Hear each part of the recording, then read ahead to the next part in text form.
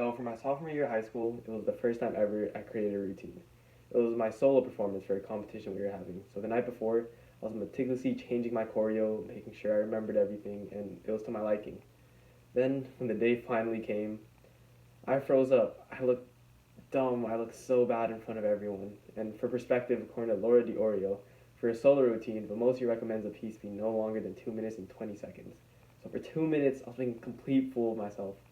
And I've been dancing since 2017, making it 4 years since I started. And since then, I've learned how hard it is to create a routine. So for today, I want to go through the process of creating one. First, I'll go through the process of choosing the music, and from the music, I can choose the style I want to use. Then I begin the actual process of dancing and seeing what moves I like with the music until I have a completed routine. Different genres of music influence how you interpret your style into the music. The way the music makes you feel physically changes how you dance to the music. So if you need a really fun and hyper piece, choose a song that makes you feel that. If you need a more emotional song, something slow so that the audience is able to feel every aspect you emphasize with the song.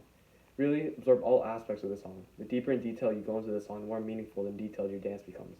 According to some choreography tips from Red Bull, go beyond creating movements based on the rhythm and beat of the song. Study the lyrics, the emotion, and the meaning behind the song. Now that you've chosen your music, you can now begin the process of choosing what style of dance you want to use. There are many styles of dance to choose from, and many of them are created from rising popularity of song genres or from a specific location. Styles like housing and voguing, you can do more research on Wikipedia, and you would see that they would originate from the underground club scene and eventually rise to popularity. For songs that are more rap influenced, that have more heavy basses and gritty lyrics, you want to dance more aggressively and make your presence known. And on the other end, there's songs like R&B. You could have more of a flowy and sensual movement to match the pace of the music.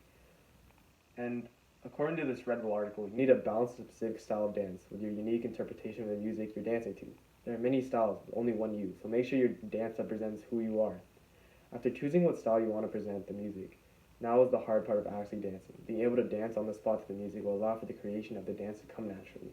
As stated by Steezy, let your body respond to the music. Play the whole song and let yourself move. Notice how you naturally groove to certain sounds. This is the rawest form of your own style, and this is how you can incorporate your own style into the choreography.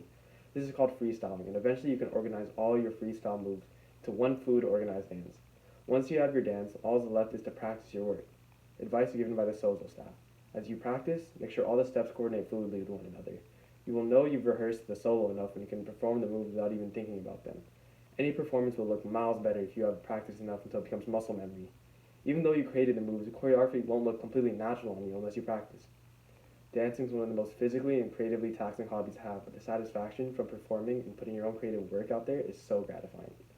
All you need to do is choose your music, your style, and your moves, and you can create many unique dances that can challenge yourself creatively. Hopefully, after my explanation, you can see why creating a dance could be so difficult, since there are so many creative areas where you can doubt yourself and your abilities. I can say at least say now, after 4 years, I'm able to remember the dances I make, and I can even say I've gotten better as I've learned.